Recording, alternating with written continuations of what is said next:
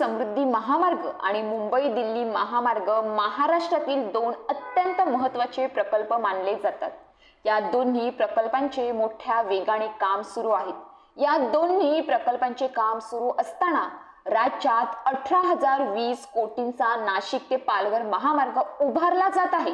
या मेगा प्रोजेक्टमुळे नाशिक ते पालघर या दोन्ही जिल्ह्यांचा 4 तासांचा प्रवास आता अवघ्या 1 तासात होणार आहे। वाढवण बंदर आणि नाशिक जिल्ह्यांचं अंतर कमी करण्यासाठी द्विगतीय महामार्ग बांधला जात असल्याची माहिती मिळत आहे। महाराष्ट्र राज्य रस्ते विकास महामंडळाकडून हा 118 किमी लांबीचा महामार्ग बांधला जाणार असल्याची माहिती मिळते। हाच महामार्ग पुढे मुंबई सुरत समृद्धी महामार्गाशी जोडला जाणार आहे। यानंतर चारोटी इगतपुरी दरम्यान एकूण 85.38 किमी लांबी महामार्ग पुढे जाणार आहे। मुंबई नागपूर द्विगतीय समृद्धी महामार्ग हा राज्यातील सर्वात मोठा महामार्ग आहे। हा एकूण 700 किलोमीटर पेक्षा मोठा आहे। हा महामार्ग मुंबई ते नागपूरला जोडला जातो। समृद्धी महामार्ग हा राज्यातील 10 जिल्ह्यांना जोडला जातो। तसेच 390 गावातून हा महामार्ग जातो।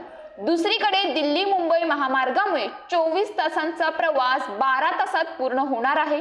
हा ग्रीनफील्ड एक्सप्रेस 8 पदरी असल्याची माहिती मिळत आहे।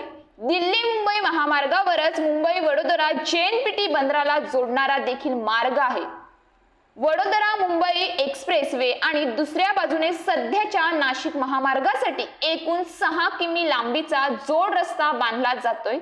समृद्धी महामार्ग संपल्यावर जोड रस्त्यावरून वसई विरार डहाणू सुरत मार्गे वडोदरा आणि तिथून हा मार्ग मुंबई दिल्ली महामार्गाला जोडला जाणार आहे। दोन्ही महामार्ग वाढवण बंदराला जोडले जाणार आहेत। तर नाशिक पालघर वाढवण बंदराशी जोडण्यासाठी नवा महामार्ग बांधला जात आहे। पालघर आणि नाशिक मधील एकूण 42 गावांमधून हा महामार्ग जाणार आहे। पालघर मधील जव्हार आणि मोखाडा तसेच नाशिकच्या त्र्यंबकेश्वर आणि इगतपुरीतून प्रस्तावित महामार्ग जाणार आहे। त्यामुळे दोन्ही जिल्ह्यातील औद्योगिक आर्थिक विकासाला चालना मिळणार असल्याचं बोललं जात आहे। तसेच रोजगाराच्याही संधी उपलब्ध होणार आहेत। या प्रकल्पामुळे नाशिक जिल्ह्यातील कृषी क्षेत्रालाही फायदा होणार आहे। या प्रकल्पासाठी 18,020 कोटींचा खर्च अपेक्षित आहे।